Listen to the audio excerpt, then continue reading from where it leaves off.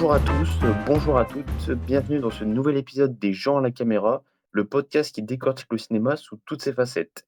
Cette semaine, au programme, du sang et encore du sang. Vous l'aurez compris, cette semaine, nous allons parler du cinéma d'horreur, mais sous différentes facettes, notamment l'aspect esthétique. Peut-on trouver de la beauté dans l'horreur? Peut-on sublimer ce qui nous terrifie ou nous repousse? Ou est-ce que certaines limites, qu'elles soient morales ou esthétiques justement, ne devraient jamais être franchies? Pour explorer tout ça ensemble, aujourd'hui je suis accompagné de Jordan et de Pablo. Ensemble, nous allons creuser le sujet avec des exemples, des idées et qui sait, peut-être quelques désaccords. Mais bon, on est là pour ça, on est là pour débattre, sinon ce ne serait pas un podcast. Alors installez-vous confortablement, ça commence maintenant. Vas-y. Alors, entrons tout de suite dans le vif du sujet parce que finalement, cette question d'esthétique de l'horreur, pardon, on le retrouve un petit peu dans beaucoup de films. Elle traverse, tous les genres depuis maintenant quelques décennies. Est-ce que vous avez un film, je vais commencer par Jordan, qui vous a marqué esthétiquement, visuellement, dans le cinéma d'horreur? Pas forcément, quand on parle d'esthétique, tu sais, ça parle un peu de violence stylisée, tout ça. Moi, je pense forcément tout ce qui est Giallo, Suspiria, tout ça, donc avec Ouais. à travers les couleurs, le son, les décors, tout ça, qui va essayer de créer ouais, toute une atmosphère, toute une ambiance très visuelle, très flash, très colorée, ce qui est assez... Bah, c'est une forme de prise de risque, c'est un style assumé. Je veux dire, quand on compare avec un film où là, ce serait plus une approche terre à terre, un peu comme Funny Games, par exemple, de Haneke, qui là, au contraire, Ouais. se vraiment terne, se sobre, simple. C'est un contraste totalement différent. Et du coup, toi, Pablo, si tu avais un film référence, enfin, qui t'a marqué visuellement, esthétiquement, enfin voilà, qui se démarque auprès des autres, ce serait lequel pour toi? Yes, bah, déjà, bonjour à tous. Hem, j'aurais dit sans mentir, Bonjour. j'aurais dit comme Jordan, hein. J'aurais dit Suspiria, tout ce qui est Argento. Suspiria, la suite Inferno qui est aussi, esthétiquement très impressionnante, comme le premier film. Il y a des plus de faiblesses, je trouve, dans Inferno, parce que dans Suspiria, il y en a aucune. Je trouve que c'est un film assez parfait et puis même, je trouve que l'esthétique, elle est pas que visuelle dans ce film, elle est aussi dans la musique, elle est aussi dans le son. En fait, l'esthétique est partout. Je sais pas si vous voyez ce que je veux dire, mais pour moi, Ouais, ouais. ça se résume pas que à l'esthétique visuelle. C'est vraiment l'ensemble, c'est ça qui est très fort dans ce film. Et, euh, et sinon, voilà, j'ai d'autres exemples de films qui vont chercher à filmer la violence de façon esthétique, mais pour être très proche de la réalité, donc de façon très réaliste. Mais ça, je pense qu'on en parlera tout à l'heure. D'accord, donc toi, c'est plus Inferno et Jordan, c'est plus Suspiria du coup, mais Non, les moi 2 aussi, ce du serait même plus réalisateur, si Suspiria. j'ai bien Moi compris. aussi, ce serait plus Suspiria aussi, mais oui, je pense. Puis sinon, évidemment, Shining, qui qui c'est plus dans les choix Ah bah dans les choix voilà. de Shining évidemment, pour moi c'est vraiment dans les choix de montage, de cadrage, tout est parfait. Comme souvent chez Kubrick, hein. J'aime pas le mot perfection, mais je trouve que chez Kubrick, on le touche quand même, à chaque fois quasiment et c'est un des seuls cinéastes où je peux vraiment utiliser ce terme, pour moi. Voilà. Bah oui, bah moi je l'attendais Shining, j'attendais Suspiria aussi, puisque bah, c'est 2 très bons exemples. Suspiria d'un côté, où là tu as un film d'horreur, pur, avec des meurtres assez brutaux, une tension qui est omniprésente et surtout, ouais, ce qui est marquant, bah, c'est l'aspect visuel, hein, la palette de couleurs, son esthétique, saturée, les éclairages, enfin ça fait presque irréel, ça fait presque fantastique parfois. Donc ouais, Suspiria, je suis d'accord avec vous. The Shining aussi, bah, tu l'as dit pour tout ce qui est symétrie, enfin, genre en termes de plan, c'est parfait. Exactement, ouais. Euh, les couloirs de l'hôtel qui sont infinis, le sang qui coule des ascenseurs. Ouais, c'est euh, mathématique sans être, académique. C'est ça, en fait. et du coup, The Shining de Kubrick qui a aussi inspiré récemment Coralie Farja pour The Substance. Et donc du coup, rien que pour ce truc de cette scène-là qui avec le sang qui coule des ascenseurs, bah, c'est quelque chose qui a inspiré des tas de cinéastes. Euh, Bah écoutez, ouais, moi c'était surtout ouais, The Shining que j'avais comme exemple. Euh, mais Suspiria, franchement, ça marche aussi. J'avais noté aussi Hérédité et Midsommar. Bon, c'est des films des studios A24, hein, mais euh, enfin, je veux dire, moi, Midsommar, même si j'aime pas trop le film, il a une particularité assez rare dans le cinéma d'horreur, c'est qu'il se passe le jour. Et du coup, le fait est qu'il arrive à faire peur euh, alors qu'il se passe le jour, c'est quand même une dinguerie. Et Hérédité aussi, qui a un style visuel assez intéressant. Et donc voilà, je voulais les citer aussi dans cet aspect voilà, film qui m'ont marqué visuellement. Ok. Carrément. Et puis moi, je voudrais rebondir là-dessus en disant que il y a aussi des films, et ça c'est tout un débat, on pourrait faire carrément un autre podcast là-dessus, il y a des films qui te marquent pour leur esthétique, pour leur beauté, mais pas pour leur scénario et pas pour ce qu'ils dégagent. Bon, je pourrais citer Gravity, mais c'est pas dans le thème. Voilà, petite balle perdue pour Anis, qui ne supporterait pas ça. Mais là, je voulais plus parler de Only God Forgives, de Nicolas Winding Refn. Donc, je sais pas si j'ai bien prononcé son nom, mais t'inquiète. C'est pas vraiment un film d'horreur, plus c'est un thriller, on va dire, un thriller, voilà. Mais en fait, c'est un film très violent, on peut le dire. C'est un film assez violent. On a vu pire, mais voilà. En fait, qui est très esthétique. Donc, Mhm. même si vous regardez des photos, il est vraiment dans une recherche et il est souvent. J'ai pas vu trop de ses films, mais il est tout dans une recherche de l'esthétique. Et effectivement, c'est souvent très beau. Mais en fait, qu'est-ce qu'on retient de ce film au final? Pour moi, on retient vraiment l'esthétique, la photographie. On retient vraiment ça. Je retiens pas vraiment. Il y a rien qui me marque. J'ai pas vraiment de ressenti à part l'admiration pour la beauté visuelle. On pourrait faire carrément un autre podcast là-dessus sur est-ce qu'un film a besoin. Est-ce que la beauté visuelle peut suffire à faire un bon film? On pourrait faire un autre podcast là-dessus, Non, mais mais voilà. Je trouve que c'est un bon exemple. je suis d'accord, mais genre c'est comme avec un autre film du réal, The Néon Démon. Ouais, voilà. Et en gros, ouais, c'est tellement stylisé qu'en fait, presque ça hypnose. On a l'impression que de voir que le visuel et comme s'il y avait rien Encore, d'autre. encore dans Venom Demon, je trouve que c'est. Il y a quand même une thématique. Je ne sais plus exactement, mais ça parle d'une mineure qui fait du mannequinat, c'est ça? Ouais, ouais, Ça- Ouais, c'est ouais, ça. c'est un Je trouve truc. que niveau thématique, c'était plus intéressant. Je trouvais déjà, mais c'est vrai que je suis quand même d'accord avec toi sur. J'ai pas vu tous ces films, voilà, mais peut-être qu'il est souvent dans la recherche de l'esthétique, du visuel et de la beauté. Peut-être que ça le.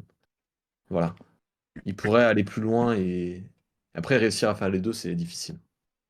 Mais c'est intéressant d'en parler. Bah, ouais, bah, je suis content que Jordan ait fait l'intervention parce que bah, tu as parlé de Winding Refn. Putain, c'est vrai que c'est compliqué à dire. Euh, et ouais, son film le plus connu, lui, c'est surtout bah, The Neon Demon, rien que pour cet aspect visuel. Donc voilà. Et pour revenir justement à la question de base, est-ce qu'on peut trouver de la beauté dans l'horreur? Euh, Moi, j'avais surtout envie de reprendre, enfin de reformuler la question. C'est pourquoi, en fait, à travers les films d'horreur, enfin, pourquoi on trouve le mal beau? Parce que c'est une esthétisation du mal, en fait. Enfin, bon, je sais pas si vous avez la réponse ou si vous avez des exemples, mais C'est une très bonne enfin, question. qu'est-ce qui fait qu'on, est-ce que c'est une manière de nous déconnecter de la gravité à l'écran et donc du coup on apprécie plus le film ou est-ce que au contraire c'est vraiment une maestria technique enfin, enfin, on dirait qu'on a toujours cherché à rendre le mal beau mais pourquoi en fait? Bah, c'est vrai que souvent on voit des réalisateurs qui essayent par l'esthétique de soigner le mal et de rendre l'horreur, le mal et tout ça beau, alors que c'est des choses qui sont très malsaines de base, qu'on n'aime pas forcément regarder, mais qu'on trouve plaisir finalement à regarder. Donc est-ce que je me demande si on n'essaye pas de rendre le mal beau, parce qu'au fond, on a quelque chose en nous où on aime voir de la violence, on aime voir de l'horreur, et la beauté accentue notre plaisir et est là pour accompagner et pour peut-être adoucir aussi, et nous faire adoucir et nous faire passer un moment moins difficile. Ouais, et du coup, ça nous fait penser un petit peu à, bah, comme disait Jordan tout à l'heure, à Funny Games d'Haneke, que ce soit celui de la version américaine ou la version autrichienne. Enfin, Jordan, vu que c'est toi qui en as parlé, est-ce que tu veux reparler ou... Bah, en gros, Continue. ce que Pablo disait, c'est que le fait que les gens trouvent du plaisir un peu à regarder la violence, l'horreur, tout ça au cinéma. En vrai, oui, c'est vraiment un concept qui a été posé et tout par des philosophes, ça remonte même à Aristote. C'est juste le truc de catharsis en fait. Le fait que par un, par un élément intermédiaire, genre là, issu pour le coup, c'est le cinéma. En fait, en regardant quelque chose que nous, moralement, on s'interdit de faire, c'est comme si la personne qu'on regarde le fait à notre place. Et, Hmm.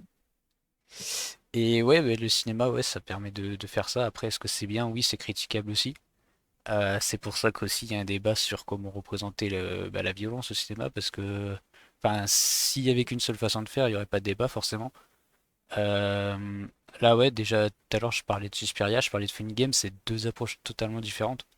Il y a Suspiria qui va vraiment essayer de styliser, de rendre, peut-être pas forcément d'adoucir la violence, mais de lui créer une sorte d'atmosphère un peu irréelle, un peu onirique.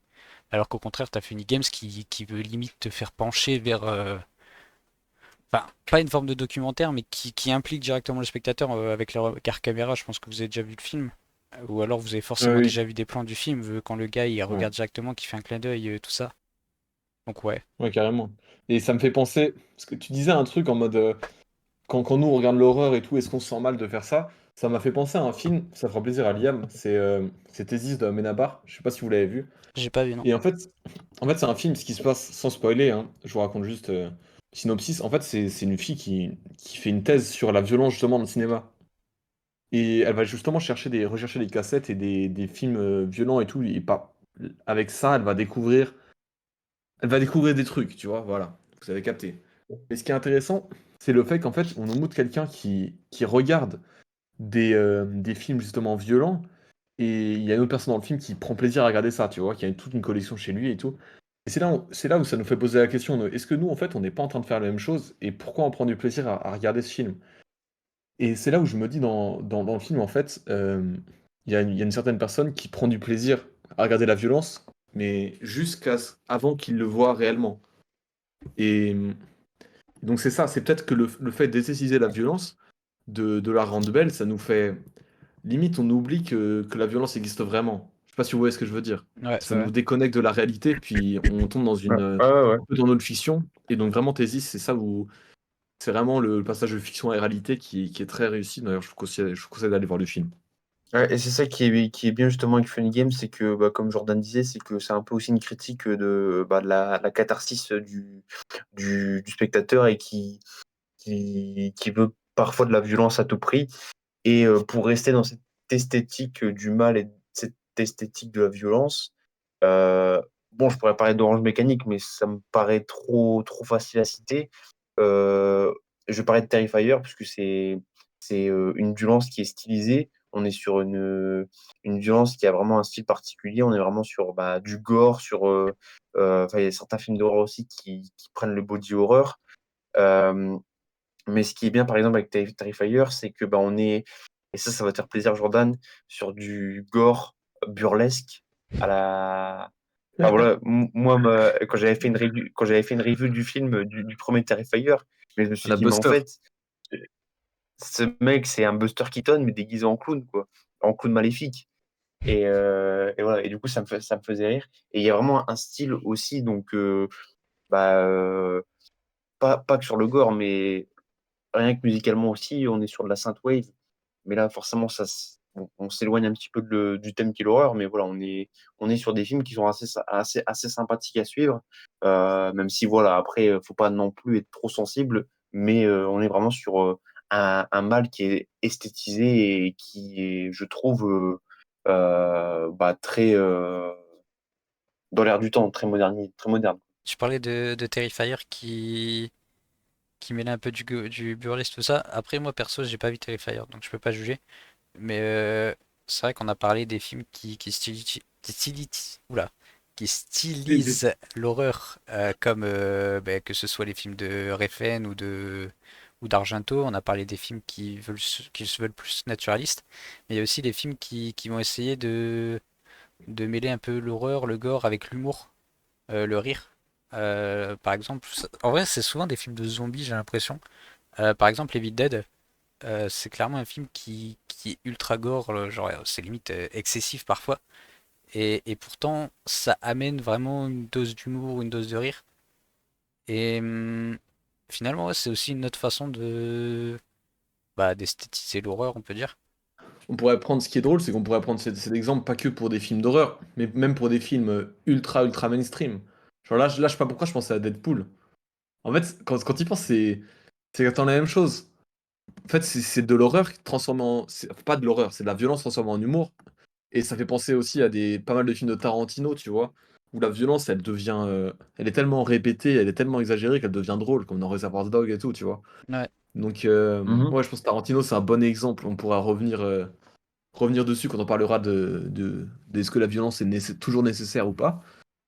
Mais ouais. Oui, bah après, oui, forcément, si on parle par exemple de l'hémoglobine, du sang, hein, voilà, des globules rouges, forcément que ça va beaucoup plus loin que le cinéma d'horreur. Euh, Après, sinon, en termes toujours de style, il y avait aussi un autre type de cinéma, c'est le cinéma où là, on mise beaucoup plus sur l'attention du spectateur et on est sur, par exemple, Les Dents de la Mer, pour reprendre un classique, où on voit pas forcément le requin pendant une grande partie du film. Voilà, c'est Tonton Spielberg quand même, il sait mettre l'attention. Et, un film qui a révolutionné le fan footage, c'est le projet Blair Witch en 99. Là, forcément, tout se passe en hors-champ, c'est de l'horreur qui est suggérée. Et donc là, pareil, on est encore sur une esthétique de l'horreur. Je vais plutôt parler d'esthétique de l'horreur plutôt que l'esthétique du mal, parce qu'on est vraiment sur des films qui sont beaucoup plus mystiques, euh, qui mettent en avant une mythologie ou une créature. Et ouais, est-ce que vous avez un film comme ça qui vous vient en tête en termes d'horreur, bah, soit comme j'ai dit avant, hein, avec Terrifier, ou même en termes d'horreur, je sais pas, moi, suggéré. Enfin, est-ce que voilà, vous avez un exemple, un contre-exemple à me donner sur le cinéma très esthétique? Justement, ce que tu parlais avec Les Dents de la Mer, il y a un film qui s'en rapproche un peu, même si il a fait débat par rapport à ce que c'est un film d'horreur, est-ce que c'est pas un film d'horreur. Bon, pour moi, c'est l'un des plus grands chefs-d'œuvre des années 2000. C'est Nope, Jordan Peele. Ah, Ouais, je m'en doute. ah ouais. Forcément. C'est un film mais qui se joue, je sais pas moi, à 80% hors champ. L'horreur n'est jamais présente et pourtant il y a qu'à voir le film pour la ressentir. On sait qu'elle est là. Que ce soit par le son, notamment la scène. C'est l'horreur du capitalisme. Oui. Mais c'est ça. Mais voilà, surtout la scène où on voit des gens se faire avaler, on entend par les sons, on entend les cris. On entend aussi la scène, par exemple, où il y a, alors j'ai plus le nom des personnages. Euh, je crois que c'est l'actrice Keke Palmer et le gars, j'ai plus le nom. Mais le gars qui travaille dans Euh, du magasin. Daniel Kaluuya. Non, non, pas l'autre, Je- l'autre acteur qui joue dans le truc informatique. Brandon Pera. Oui, c'est ça, ouais. Quand les deux là sont dans la maison la nuit, qu'il y a l'OVNI, Jean Jacket, au-dessus d'eux et qu'il y a du sang qui tombe littéralement sur la maison et tout. C'est pas quelque chose qui est montré et pourtant, il suffit d'avoir genre deux trois plans à peine sur les fenêtres et on se rend compte de ce qui se passe. Et en vrai, oui, Carrément. enfin, il y a eu débat sur est-ce que c'est un film d'horreur, est-ce que c'est pas un film d'horreur. Mais pour moi, c'est l'un des films les plus horrifiques des dernières années. Ah, c'est vrai, je suis d'accord avec toi sur Nope. Et j'avais d'autres exemples. Alors, c'est pas des films d'horreur, donc je vais encore sortir du sujet, je suis désolé, mais je trouve ça intéressant de parler de ces films-là parce qu'on parle de l'horreur suggérée, donc je voulais parler de la violence suggérée. Pas forcément de l'horreur, mais de la violence. Et je pense à des films. Il y a des films qui le font plus ou moins bien, donc en fait, qui font le choix de parler d'un sujet, on va dire, grave. Et il y a des films qui font le choix de le montrer, et des films qui font le choix de ne pas le montrer. Donc il y a des films qui le font bien et des films qui ne réussissent pas bien. Par exemple, dans Mauvais Exemple, je pourrais prendre le film Novembre avec Jean Dujardin, qui montre pas les attentats de novembre à Paris, mais qui montre seulement ce que la police a vécu ce soir-là. Ou La Zone d'intérêt, qui est un film, j'ai oublié le nom du réalisateur, si vous l'avez, Euh, Euh, mais Brandon Glazer, non? je sais oui, plus. je crois Non, que c'est c'est. c'est un truc comme ça. Ah ouais. Jonathan Glazer. Jonathan Glazer, c'est Ouais, ça. Jonathan, Qui est un film où pourquoi je dis qui Brando? parle de la Seconde Guerre mondiale, mais les camps de concentration ne sont pas montrés. Donc voilà, je trouve que c'est des films pas si mal, mais pas non plus exceptionnellement réussis. Par contre, parce que le film que je pourrais citer, et encore une fois Kubrick, est toujours là, c'est Les Anges de la Gloire, où c'est un film qui parle de la Seconde Guerre mondiale. En fait, l'horreur, elle est vraiment montrée, elle n'est pas montrée dans la violence. En fait, la violence n'est pas montrée par la violence. La violence, elle est montrée par les dialogues, donc par ce procès injuste, je vais pas spoiler, mais voilà, par cette injustice qui est montrée, qui est étirée au maximum pour nous faire ressentir cette injustice profonde. Et si tu regardes bien le film, il y a qu'une seule scène de bataille, mais pourtant c'est le film qui parle le plus de la guerre et qui parle de la guerre de la façon la plus dure du monde, alors qu'il y a qu'une seule bataille et que c'est pas un film qui va filmer les morts, qui va filmer les dégâts. C'est, et pourtant, c'est un des films les plus durs à regarder, enfin pas les plus durs à regarder, mais un des films les plus intenses sur la Seconde Guerre mondiale. Et je pense aussi, par exemple, à L'Armée des Ombres, qui est un super film de Melville, où encore une fois, t'as aucune scène du genre, mais tu sens la froideur de l'époque, la froideur du contexte dans le film. Et donc ça, je suis un peu sorti de l'horreur, mais voilà, je trouve ça, c'est l'horreur suggérée, la violence suggérée, c'est quelque chose qu'on retrouve pas que dans les films d'horreur, mais dans tout le cinéma, tout le cinéma, et je trouve ça peu intéressant. Est-ce que vous avez des exemples, vous, d'autres exemples dans l'horreur, mais qui sont pas réussis, d'horreur suggérée? Oui, oui, moi j'ai un exemple récent d'ailleurs. Voilà, moi j'ai pas compris le succès de ce film honnêtement. Voilà, je sais que je vais potentiellement me faire incendier dans les commentaires, mais c'est pas grave, j'ai des références pour vous, pour vous, pour vous montrer ce qu'il y a de meilleur contrairement à ce film. C'est Smile qui est sorti en 2022 et c'est sa suite qui est sortie en bas cette année, tout simplement en 2024. Je ne comprends pas le succès parce qu'on est sur un, bah, là aussi de l'horreur suggérée en fait. Enfin, l'horreur aussi un petit peu psychologique, parce qu'on est sur, sur des personnes qui, enfin, une seule personne voit la créature et à son tour va propager le mal. Et bah, ça, je suis désolé, mais on l'a déjà vu il y a 10 ans, dans It Follows, de David Robert Mitchell, je crois, je ne veux pas dire de bêtises. Et dans les années 80, avec The Hayden, voilà. Donc, deux films où on a cette idée de le mal qui se propage, alors différemment de Smile, c'est vrai, mais voilà, on est quand même sur un, bah, là aussi de l'horreur suggérée. On va pas forcément, enfin, il va y avoir des scènes forcément qui sont très explicites, très visuelles, mais, euh, mais c'est qu'une personne qui est concernée et du coup, on est un petit peu dans ce truc de, bah, la menace avance lentement, mais inexorablement, ça amplifie la tension du film. Je vois ce que tu veux dire. Je n'ai pas vu le film, mais Et maintenant, passons à une autre approche du cinéma d'horreur, une approche très terre-à-terre. C'est l'approche naturaliste, c'est-à-dire les films qui vont chercher à filmer l'horreur et une violence très réaliste. Est-ce que vous avez, je vais toujours commencer par Jordan dans l'ordre, est-ce que vous avez des films qui viennent en tête sur cet aspect de violence très réaliste et très proche de la réalité? Bah, très réaliste encore, toujours. Je pourrais citer Funny Games, mais j'ai aussi un autre exemple qui me vient, et là c'est même plus que réaliste, peut-être c'est hyper réaliste en fait. Et pourtant, je suis pas on va fan parler du même film. C'est sûr, on va parler du même film. je suis pas fan de ce film, je suis pas fan du réalisateur, pas du tout. C'est Irréversible Ah, c'est bon, c'est pas le même. de Gaspard Noé, qui essaie vraiment je trouve, de refléter au maximum la brutalité du réel, par exemple, enfin, la brutalité de la violence, quoi. Par exemple, enfin, je pense que vous avez vu le film au pire des cas, il n'y a pas de souci. J'ai pas vu celui-là. Il y a une longue Ouais, scène ça, je en sais. plan séquence d'une violence bah, qui peut choquer plein de gens, quoi. Logique. Et elle est tournée en plan séquence pendant, je sais plus combien de temps ça dure, mais ça dure vraiment de longues minutes. Et en fait, l'idée de cette mise en scène, c'est un peu de, enfin, en tant que spectateur, on est face au film et on n'a pas le choix, on doit regarder. On nous oblige Mm. à regarder ça. Et en fait, c'est tellement réaliste, hyper réaliste, que ça en devient problématique un peu, je trouve. Enfin, après, là, c'est mon avis. Euh, Justement, on en parlera dans la limite juste après. C'est que j'aime bien, en fait, tu vois, les approches naturalistes, genre Funny Games, j'aime beaucoup le film pour son message plus que pour son contenu. Mais là, par exemple, avec Irréversible, c'est trop, je trouve.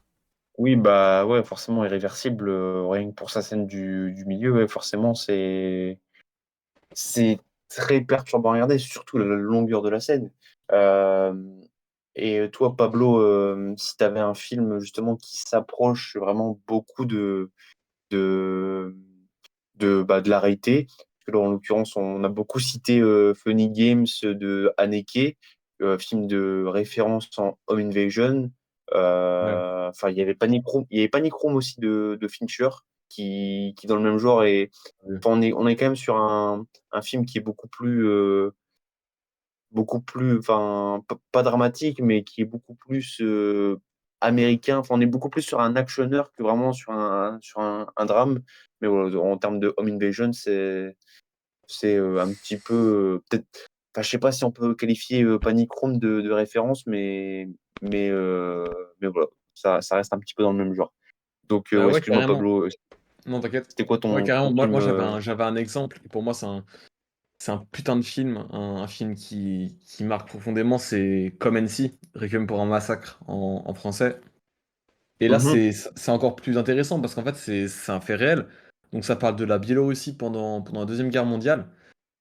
Donc, ça parle de ce qui se passe là-bas. En l'occurrence, on n'en parle pas beaucoup, hein. On va pas se mentir, on n'en parle pas beaucoup de ce qui se passe dans certains pays spécifiques pendant la Deuxième Guerre mondiale. Donc là, ça parle de l'histoire d'un enfant en Biélorussie. Et je pense que j'ai jamais vu un film aussi réaliste. En fait, c'est filmé comme un documentaire. On a l'impression de voir un documentaire. L'approche, ça peut pas être plus naturaliste, ça peut pas être plus réaliste. Et c'est ça qui rend le film vraiment traumatisant.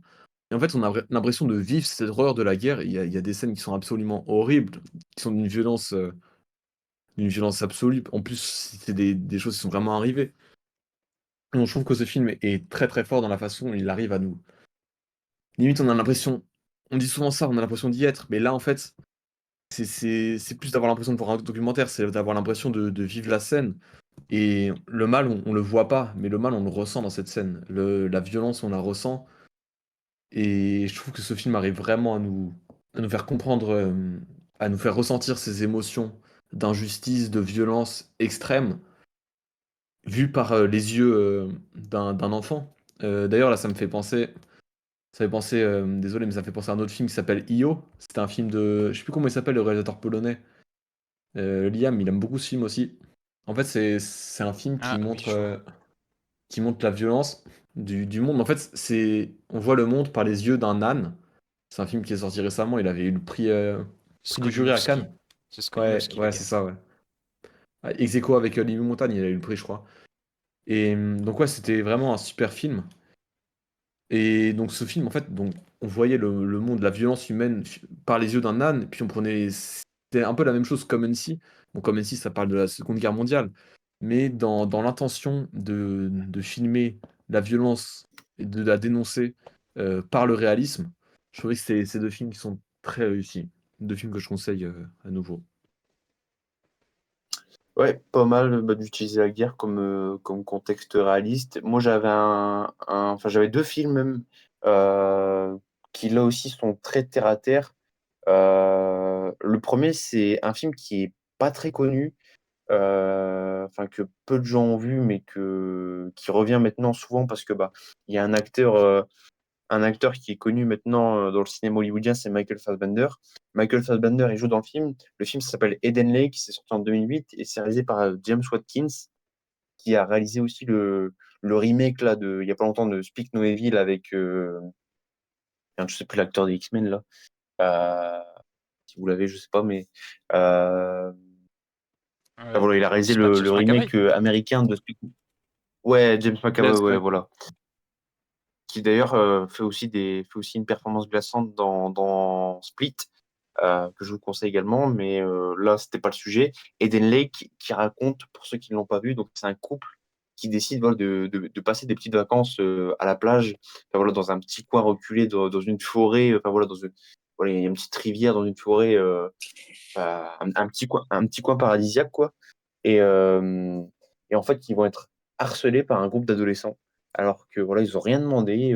Voilà, ils ont rien demandé. Ils sont tous les deux en train de passer voilà un très bon moment. Et ils sont harcelés par un groupe d'adolescents. Et ça va aller vraiment jusqu'à la fin du film. Enfin voilà, du début jusqu'à la fin, on est vraiment bloqué avec eux dans cette terrible tragédie en fait. Et c'est un film que je vous conseille. Voilà, on s'en sent vraiment mal à l'aise tout le long du film. Et donc ça, c'était mon premier film. Et le deuxième film, que là, pour le coup, est beaucoup plus connu, qui aborde notamment l'addiction à la drogue, c'est Requiem for a Dream de Darren Aronofsky, euh, qui là, pour le coup, c'est un grand classique. Hein, et on a vraiment beaucoup de scènes là aussi qui sont très malaisantes. Et on est dans un cinéma qui est très réaliste. Euh, et voilà, surtout le personnage de la mère, en fait, du personnage principal, qui, je pense, le personnage le plus terrible, en fait. Enfin, on suit vraiment, pour ceux qui n'ont jamais vu, on suit vraiment une descente aux enfers de plusieurs personnages principaux. Et ce truc voilà, de descente aux enfers, c'est quelque chose qui est terrible à voir, en fait, parce que c'est quelque chose qu'on cauchemarde tous, voilà, de se retrouver au plus profond de notre existence, au plus profond de notre mal-être. Et je trouve que dans le film, c'est très bien montré. Et le film pointe du doigt justement l'utilisation des drogues, enfin, l'utilisation des médicaments aussi prescrits par les médecins, parfois à outrance. Donc je trouve que voilà, sur cet aspect parfois très réaliste, sur la drogue, sur sur la vie tout simplement. Et aussi sur l'amour, puisque Requiem for a Dream, c'est aussi une histoire d'amour, voilà, de personnes là aussi qui eux aussi vont mal tourner. Euh, donc voilà, je ne peux que vous conseiller ces pépites. Ok. J'aimerais Ouais, dire Lou. bonjour. Ouais, c'est la pause Oui, là. je suis actuellement en voiture. C'est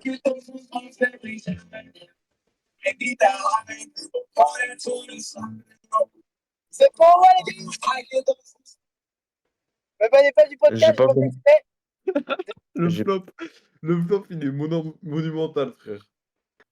Et justement, du coup, ce réalisme brutal, voilà, ma transition est toute trouvée.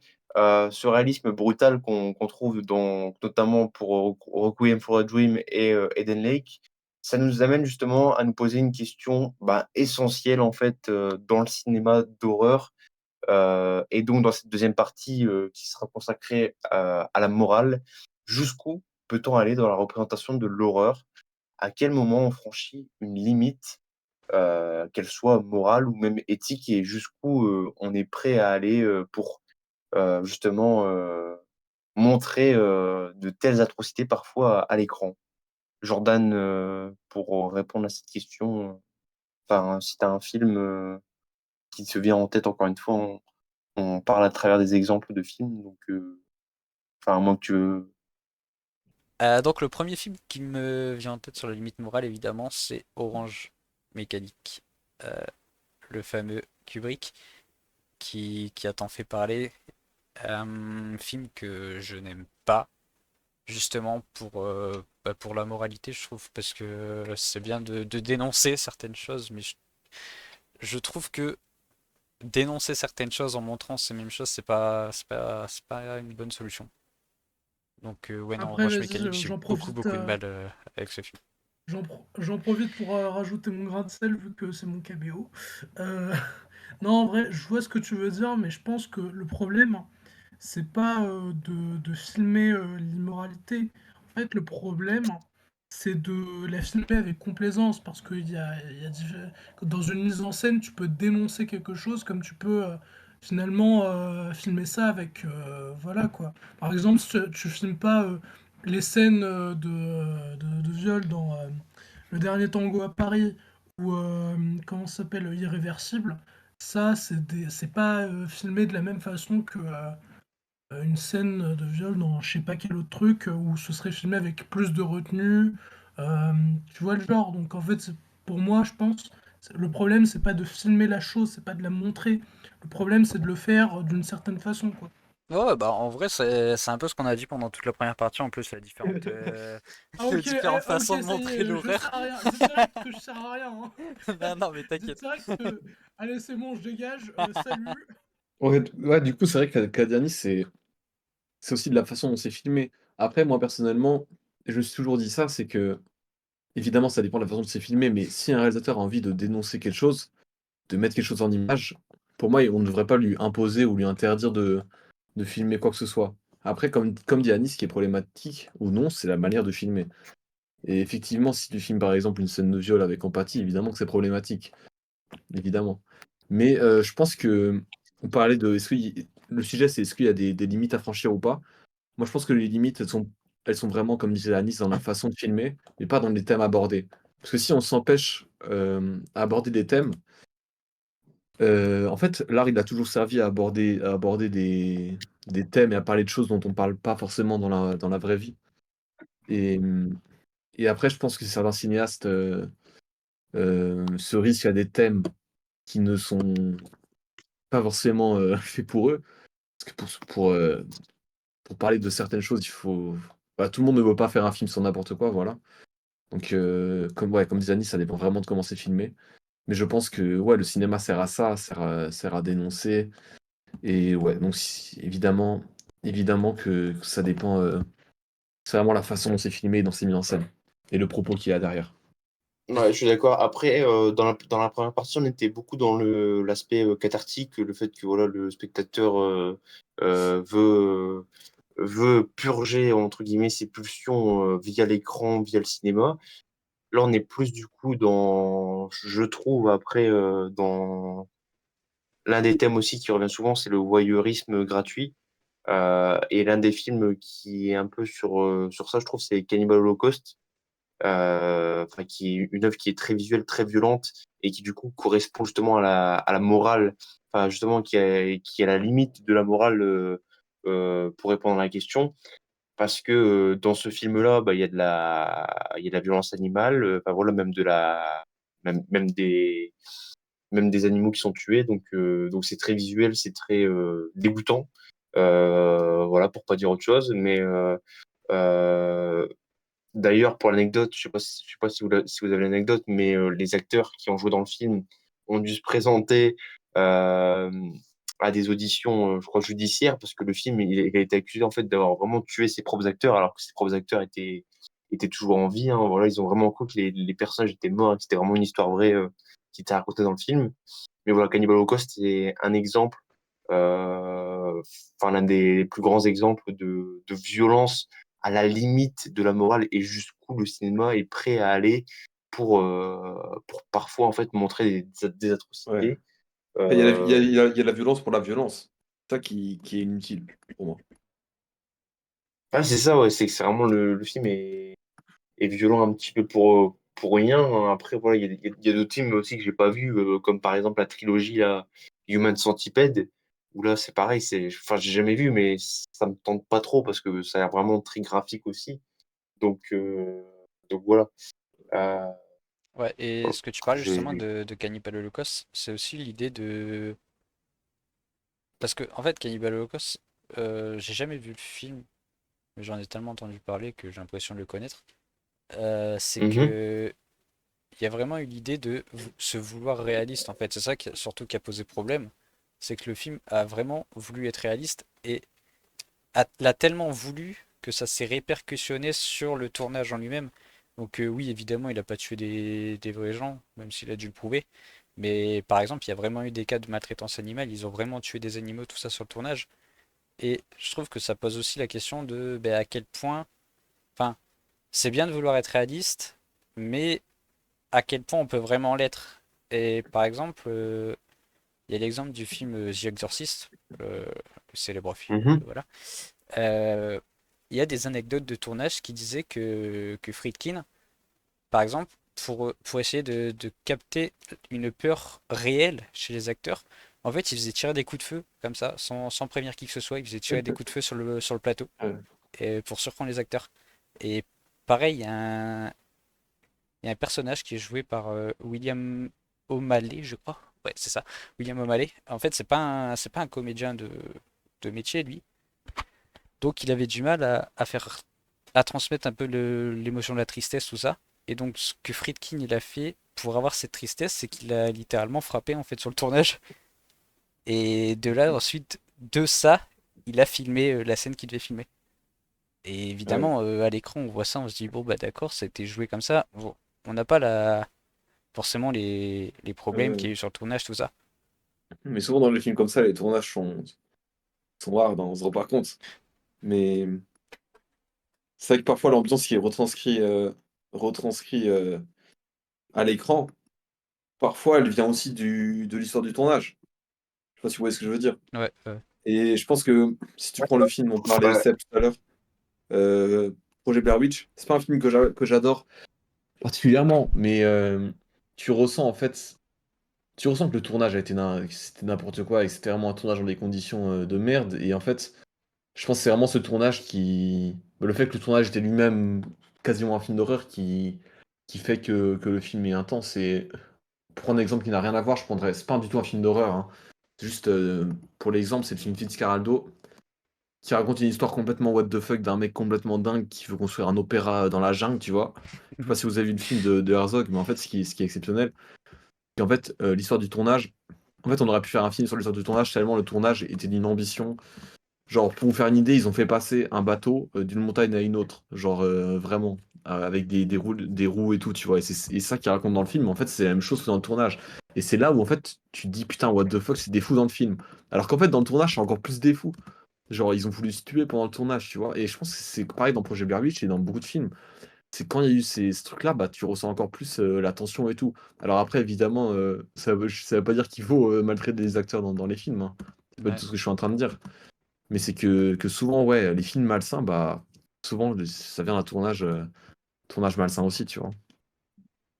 Ouais, mais justement, les tournages malsains, bon, là, ça reste un film d'horreur, mais c'est pas trop un thème qu'on utilise. Mais Poltergeist, qui est sorti dans les années 80, il a eu beaucoup de soucis justement à tourner parce il y a eu un ou plusieurs décès, je crois, sur le tournage, des phénomènes paranormaux à gogo. Enfin voilà, c'était une catastrophe à tourner. Et oui, parfois limite le plateau de tournage devient plus historique que le film en lui-même. Après voilà, Ouais. Poltergeist a quand même marqué les esprits. Euh, mais sinon, pour revenir justement au truc de voyeurisme que je disais tout à l'heure, c'est vraiment un truc que je me rends compte, c'est que c'est vraiment le voyeurisme, en fait, c'est un petit peu nous dans l'histoire, parce que quand on regarde un film d'horreur voilà, qui va trop loin, enfin, j'ai cité Cannibal Holocaust, mais ça, c'est pas le pire, hein, parce que vraiment, il y a des films, enfin, voilà, il y a des snuff movies, donc en gros, enfin, j'ai plus la définition en tête, mais t'as plein de films d'horreur comme ça qui sont vraiment très underground et qui, en fait, sont très hardcore.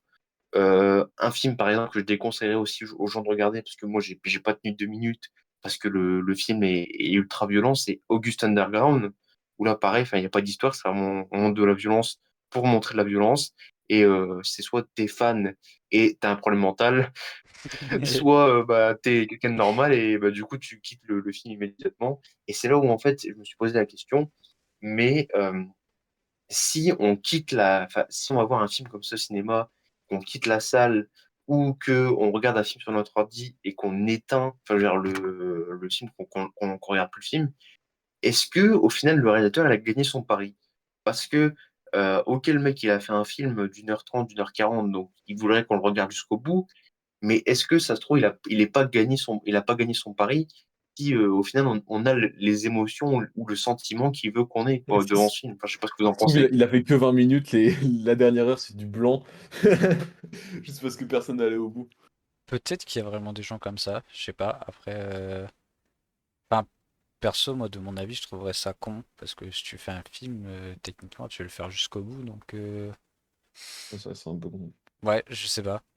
Et je voulais parler aussi. Bon, il y avait plusieurs films que je voulais conseiller, donc je voulais parler. Par rapport, en fait, il y avait une question dans le script que tu as envoyé, enfin dans le script, dans le plan que tu as envoyé, Jordan, que je trouve intéressante, c'était peut-on avoir recours à la violence extrême si pour dénoncer cette violence? Donc c'est ce dont on parlait, mais en fait, il y avait plusieurs films qui venaient à l'esprit, notamment dans un film déjà, je sais que Seb apprécie énormément, je parle de Gus Van Sant, je parle de Elephant. Donc Ah oui, oui. il y a un Bah, film, Jordan aussi, je pense. ouais, carrément. En vrai, j'ai pas envie de pas forcément de. Parce que peut-être qu'il y a des gens qui l'ont pas vu, et perso, je savais pas de quoi ça parlait, et j'étais content de pas le savoir. Donc bon, Ouais, je vais pareil, peut-être ouais. pas rentrer. Donc je vais pas rentrer dans l'histoire, je vais pas dire de quoi ça parle, mais donc c'est un film qui pousse. En fait, c'est de ce dont on parlait avant, c'est vraiment du réalisme. Donc là, on revient à la première partie. Mais je pense que la violence dans ce genre de film est limite nécessaire. Après, c'est pas obligé d'aller d'aller dans des rechercher la violence au maximum. Tu vois, c'est pas ça le but du film. Le but du film, c'est de raconter cette histoire et le fait de la meilleure façon possible. Mais il y a des films comme ça où la violence est nécessaire pour dénoncer. Et là, je pense au film que Jordan va évidemment être d'accord avec moi. Je veux évidemment parler de Jean-Luc Godard. Je te laisse deviner de quel film je vais parler. Weekend? Évidemment, Putain, je vais évidemment parler de Weekend. le chef-d'œuvre. Parce que le chef-d'œuvre, le meilleur film de Jean-Luc Godard que j'ai vu, en tout cas pour moi. En fait, c'est un film, je sais pas si tu veux en parler, Jordan, parce que je pense que tu sais pourquoi je vais en parler, donc si tu veux. Non, non, mais vas-y, t'es lancé. Au pire, je Donc, en fait, compléterai. je pense que c'est un film. Donc, je pense que je sais pas si tu seras d'accord avec moi, mais je trouve que c'est un film assez violent, qui, en fait, qui monte, la violence monte petit à petit. Bon, encore une fois, on va pas tout raconter. Je pense qu'il y a pas mal de gens qui l'ont vu, mais il doit y en avoir pas mal qui l'ont pas vu non plus. Mais c'est un film vraiment à voir, je vous le conseille. Et euh, en fait le film va vraiment montrer la violence, mais pour la dénoncer. C'est-à-dire que chaque level de violence qui est actionné, c'est un level de dénonciation. Je sais pas vraiment comment expliquer. Et en fait, c'est un film qui va dénoncer l'égoïsme, le capitalisme, l'égoïsme de l'être humain, la non-entraide, l'horreur, et ouais, vraiment une critique de. Vraiment un film de gauche, en vrai, tu vois, disons-le. Et en fait, il va montrer la violence, il va montrer des choses horribles, et il va montrer la bêtise, la cruauté de l'espèce humaine. Et pour ça, il va évidemment se servir de la violence. Donc pas que de la violence visuelle, hein, de la violence, comment on dit, la violence orale, ouais, la violence verbale, voilà. De la violence verbale pour dénoncer ça. Et je sais pas si tu veux compléter, Jordan, Ouais, sur Weekend. bah en vrai, je suis d'accord qu'il y a beaucoup de violence dans le film. Après, je pense pas que ce soit vraiment le premier truc. Enfin, c'est pas vraiment la violence qui dénonce, c'est plus l'absurdité Ouais, c'est ça. du système, en fait, du capitalisme, de. Oui, mais justement, ce que je voulais dire, c'est qu'il. T'as raison de rebondir là-dessus, c'est qu'en fait, il dénonce l'absurdité par une violence, mais une violence absurde. Je sais pas comment te dire. Bah, en fait, Je c'est vais pas. que il présente un monde tellement absurde, enfin tellement caricaturé, un peu exagéré, que la violence dans le film, elle apparaît normale. Je vois Enfin, ce que tu veux dire. un peu comme une Je- redéfinition de la violence, genre pour eux, c'est pas forcément violent de la même façon qu'on le perçoit nous. C'est vrai, parce que quand tu. Et j'avais pas pensé, j'avais pas pris de ce prisme-là, mais t'as raison de le dire, parce que je trouve que finalement, je suis d'accord avec toi. C'est qu'en fait, quand tu vois le couple, le personnage principal, il voit des choses. Voilà, donc je vais pouvoir rectifier mon propos grâce à l'aide de Jordan. En fait, il voit des choses qui, pour nous, sont horribles, tu vois, sont violentes et tout. Sauf que pour eux, c'est banal. En fait, c'est Bah devenu banal, c'est. ouais. Par exemple, il y a une scène, en plus c'est dans le tout début du film, il y a un crash de voiture. Et la femme, la première réaction qu'elle a, c'est que son sac est taché, en fait. Ouais, C'est voilà, exactement. Son sac à main est Donc, c'est taché et genre vraiment. qu'une voiture crame, qu'il y a du sang, qu'il y a des cadavres, ça elle s'en fout en fait. Voilà, et ça va, en fait, ça va de pire en pire. C'est ça que je parlais de levier, Ouais, c'est que ça va de pire ouais, en ouais. pire, et à la fin, ça part complètement en couille. Et ouais, donc voilà, c'est plus ça, mais ouais. Donc je trouve que c'est quand même un film. C'est un film qui résonne quand même avec le sujet, je trouve. Qu'il dénonce ouais, la stupidité, mais en fait, il dénonce la cruauté par l'absurde et, euh, et la bêtise par la violence pour moi. C'est Ouais, ouais, non, c'est je une suis d'accord. boucle. Et Seb, je sais pas si t'avais un truc à dire sur. Je crois que c'est pas trop ton style, Godard, mais. Bah, actuellement, non, mais de toute façon, enfin, Weekend, j'avais pas vu, donc The je peux Weeknd. pas en parler. Donc je vous J'allais laisse. dire The Weeknd. Je sais pas si vous avez d'autres exemples dans ces films qui ont montré de la violence. Moi, je pense à d'autres films comme La Cité de Dieu, Les Villes Machad, que je sais que t'aimes beaucoup aussi, Seb. Bah, il y a aussi Bah, le là, en film vrai. Les graines du figuier sauvage. Ah oui, oui, de Rassoulov, oui. Bah Ouais, oui, ouais, bah ouais. oui. Mais D'ailleurs, je suis sorti de la salle. C'est le seul film de ma vie où je suis sorti de la salle. Oui, Enfin, carrément. je t'avais raconté, un Jordan, c'était ouais. la pire séance de ma vie. J'arrive, il y a pas de son. Spoil Au pas, bout par d'une contre, heure, j'ai il y a une pas. fille qui fait un malaise. Non, mais il n'y a pas de Ah spoil non ouais. plus à dire, juste Très envie de voir ce film. que oui, encore, je trouve que le film n'est pas si graphique que ça. Enfin, c'est plus une violence qui est, ben, enfin, ça entrerait peut-être plus dans la violence suggérée, parce que au final, il n'y a pas tant de scènes graphiques ou Ah, je suis pas quoi que ce d'accord. soit. Bah, à part une Je scène suis pas d'ac- qu'on en avait parlé, une scène en particulier d'une personne blessée, mais à part ça, Ouais. Bah, à part ça, quand même, les scènes de fan footage, je trouve, enfin, c'est quand même des images réelles qu'on voit.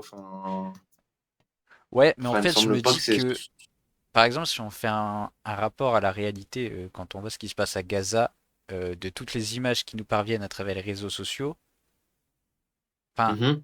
d'un point de vue de gore explicite, euh, le film est quand même soft, quoi. Il est light. Je pense que s'il avait voulu, il aurait pu être bien plus gore parce qu'il y a des images bien On plus en gore qui revient, tournent. on en revient à ce qu'on disait sur la question de l'écart à la réalité. Ouais, c'est ça. C'est carrément Après, ça. ça n'empêche pas le film de délivrer le message comme il faut. Je pense que c'est très bien Bien fait. sûr. Tu vois. Hum, Et en même temps, moi je suis pas contre non plus parce que c'est ce que je disais tout à l'heure. Genre, dénoncer la violence avec la violence, perso, je La pense pas violence que ce vraie, ouais. soit le bon truc à prendre, tu vois. Ouais, après, il y a des Ouais, films qui ouais, je montrent la vois. violence. Genre, par exemple, il y a Les Misérables de la Belgique, je trouve que c'est un film qui est quand même pas mal, tu vois. Qui, qui va tout simplement, comme on disait tout à l'heure, il y a des films qui prennent le choix de, pour dénoncer la violence, de ne pas la montrer. Là, on est complètement dans l'opposé, donc pour la dénoncer, il va montrer la violence, Ledgely. Je pense aussi à un film pas mal, pas exceptionnel, mais pas mal, qui s'appelle Black Files. Alors c'est bizarre parce que Black Files, c'est le titre français. Donc je sais pas pourquoi, mais en vrai, il s'appelle Asphalt City, je crois, parce qu'il y avait deux titres. En fait, c'était un film qui allait à Cannes. Il a été rajouté à la dernière minute, je crois. En fait, c'est un film américain qui parle du métier d'ambulancier à New York. Et du coup, qui a filmé des scènes donc très violentes, très explicites, pour justement parler du métier d'ambulancier. C'est un métier dont on parle pas assez. Après, il y a tellement de métiers dont on parle pas assez, et qui sont d'une plus haute importance. Voilà, donc c'est vrai qu'il y a il y a plein d'exemples, il y a plein d'exemples possibles. Après, après voilà, si on devait citer tous les exemples, on en aurait pour longtemps, mais c'est vrai que c'est intéressant de se demander ça par rapport à la réalité. Est-ce qu'il y a vraiment besoin de, est-ce qu'il y a toujours besoin de montrer la violence pour la dénoncer ou pas? Moi, je pense que les deux choix sont intelligents. Et en fait, il n'y a pas de mauvais choix. Il y a que des mauvais. Enfin, si, il y a des mauvais choix, mais il y a surtout des mauvaises exécutions. Et c'est souvent ça le problème. Ouais. Et voilà donc, on arrive à la fin de cet épisode des gens à la caméra. J'espère que cet épisode vous aura plu. Aujourd'hui, on a exploré deux facettes fascinantes du cinéma d'horreur. D'un côté, sa capacité à sublimer l'horreur par l'esthétique, à transformer nos peurs en œuvres d'art visuelles et sonores, à nous faire faire des beaux cauchemars ou les pires, ça dépend comment vous voyez la chose. Et de l'autre, ses limites, celles qui questionnent nos valeurs morales face à l'extrême, face à l'insoutenable. Voilà. À travers les exemples qu'on a évoqués, on voit bien que l'horreur peut être à la fois un miroir de nos angoisses les plus profondes et un espace de provocation, à la fois un espace de provocation qui teste nos propres seuils de tolérance. Merci de nous avoir suivis. Merci à tous de nous avoir écoutés. Et surtout, soyez très très fiers d'être cinéphiles. À bientôt. Et mettez vos avis en commentaire.